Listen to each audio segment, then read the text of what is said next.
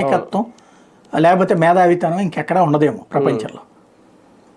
ఈ రెండింటిని నేనే చేస్తున్నానని నమ్మి బ్రతికేయటం. ఇప్పుడు అంటే మేము డబ్బులు అది కూడా చెప్పట్లేదు కదా, పని ఇళ్ళు ఇవ్వట్లేదు కదా. ఇప్పుడు అంటే నేనంటోంది చేపలు పట్టడం మత్స్యకారుడికి ఏంటి నేర్పేది అంటున్నా. వాళ్ళు ఇప్పుడు అది కాదు, ఏదైనా పేదాడికి పని వీళ్ళు నేర్పేది ఏంటండి?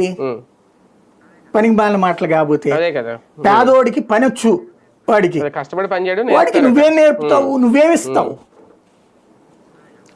వాడికి ఒక భరోసా నువ్వేమిస్తావు అంటే పేదోడు ధనవంతుడు ఇవ్వాలంట, వాడు ఇస్తాడు. ఇప్పుడు ఫర్ ఎగ్జాంపుల్ ఓ ధనవంతుడి దగ్గర 100 ఎకరాల పొలం ఉందండి, ఓ 10 మంది పేదల్ని ఈయనయ్యి ఇస్తే ఆ పొలం దున్నమంటాడు.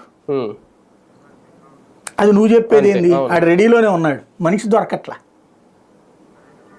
ఆడు రెడీలోనే ఉన్నాడు ఇవ్వడానికి, నువ్వు మనిషి దొరకట్లా, మరి ఇంకా నువ్వు చేసేది ఏంటి అంటున్నా. ఇక్కడ ఇవన్నీ వినడానికి ఆర్భాటంగా ఉండే. జన్మభూమి ఏం సాధించాం, శ్రమదానం ఏం సాధించాం అంటే ప్రతిసారి డోనర్లను తీసుకొచ్చి మనకు తెలిసిన తెలుగుదేశం అభిమానులైనా లేదా చంద్రబాబు గారికి దగ్గర కావాలనుకున్నా లేదా ప్రభుత్వం మీద ప్రేమ ఉన్న ధనవంతులందరినీ వాళ్ళ జేబులు ఖాళీ చేయించి వాళ్ళ చేత డబ్బులు ఇప్పించి పేరు ఇళ్ళు ఆక్కూడని తప్పి